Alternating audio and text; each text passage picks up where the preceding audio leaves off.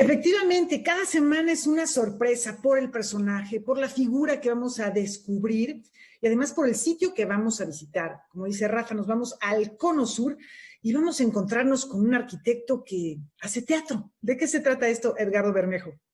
Hola Laura, buenas noches. En efecto, hemos estado ya visitando ciudades que no habíamos, a las que no habíamos ido en este tiempo. Ya estuvimos en Rusia, en la India, en Argentina y ahora nos toca el turno de Chile. Y hoy quiero presentar la historia de Fernando Campo, un joven mexicano de 33 años que nació en Tuxtla Gutiérrez, en Chiapas, y en el 2008 se fue a Chile a concluir sus estudios de arquitectura y se quedó allá. Terminó sus estudios de arquitectura, pero también se encontró con sus nuevas vocaciones.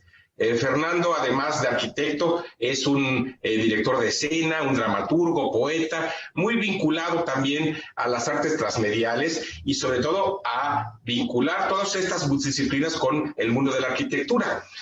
Fernando entonces fundó una compañía de teatro que se llama ModLab en Santiago. Él la explica, la define como un laboratorio de experimentación creativa. Y bueno, lo que él hace es dirigir esta compañía, escribir sus propias obras de teatro. Lo que hace es utilizar el espacio de la arquitectura como un espacio, como una extensión de lo teatral.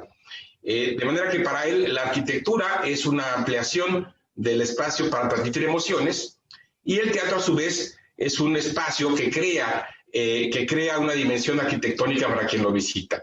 Lo que vamos a ver, antes de seguir hablando de él, es una entrevista que le hicieron cuando se presentó una de sus obras en un festival de arquitectura y cine de Santiago de Chile, y la presentó nada menos que en el Centro Cultural Gabriela Mistral, que es uno de los más imponentes y nuevos de la escena cultural santiagueña. Vamos a ver la entrevista con Fernando y regresamos un poco a hablar más de él y de cómo concibe este vínculo entre la arquitectura y el resto de las artes.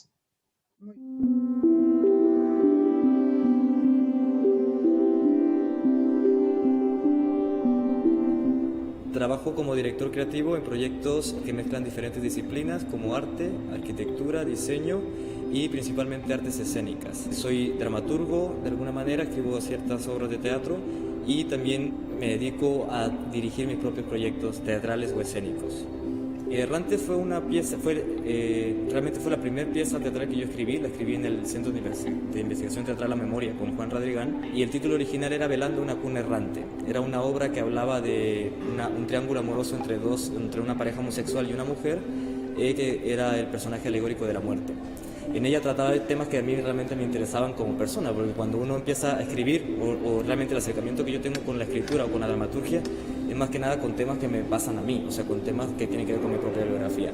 Y en ese sentido a mí me interesaba cuestionar ciertos problemas o ciertas cosas que no están totalmente resueltas o que me podían llegar a molestarme un poco en términos personales, ¿no? La obra se pregunta un poco por esta imposibilidad de poder procrear en relaciones homosexuales. Se trataba un tema fundamental que es la muerte, esa especie como de existencia, pero la muerte a partir de otros tópicos que tenemos como en la sociedad, que es cómo me muero yo de amor, o sea, morir de amor, morirse de sueño. Morirse realmente, pero es como crear ese diálogo con situaciones que pasan en una relación homosexual, en una relación entre dos hombres. Se dio la posibilidad de poder hacer ese espectáculo acá en el GAM, en el marco de las actividades del mes de la arquitectura GAM. Entonces, en ese sentido, el trabajo tomó otro aspecto, porque no era realmente una obra de teatro, o no sería realmente una obra de teatro, sino más bien sería una intervención del edificio GAM para este encuentro, para este espacio simbólico. El problema de la instalación, o el punto mayor, fue cómo uno puede exponer una situación tan íntima y tan personal como es el tópico del tratamiento de la obra como texto, en un espacio que es tan público como el GAM, ¿no? En un espacio público del GAM. Como instalación, la obra funcionaba a partir de dispositivos de audio. Uno se colocaba unos sistemas de traducción de audio y escuchaba la pieza. Lo que pasaba aquí adentro se escuchaba en la plaza central. Entonces era una especie como de susurro. Uno podía escuchar la obra a partir de alguien que te hablaba al oído a cierta distancia, ¿no? El tema de la distancia fue importante porque precisamente fue la solución que yo di al tema de la privacidad o al tema de la intimidad con el texto, de cómo exponer mis emociones, ¿no?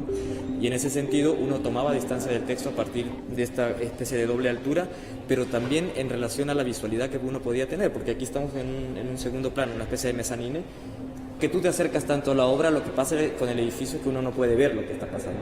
Entonces la obra habla también de ese distanciamiento en el que yo podía ver la escena completa entre más lejos estaba.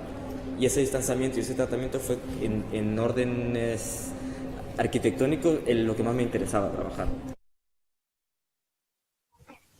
Edgardo, resulta interesante en su currículum ver que también se ha integrado a una universidad que es una universidad privada en Chile de Arte, Ciencias y Comunicación, da diplomados, da cursos, talleres, hace exposiciones en los cuales hay transdisciplina, une diferentes campos del saber y del hacer.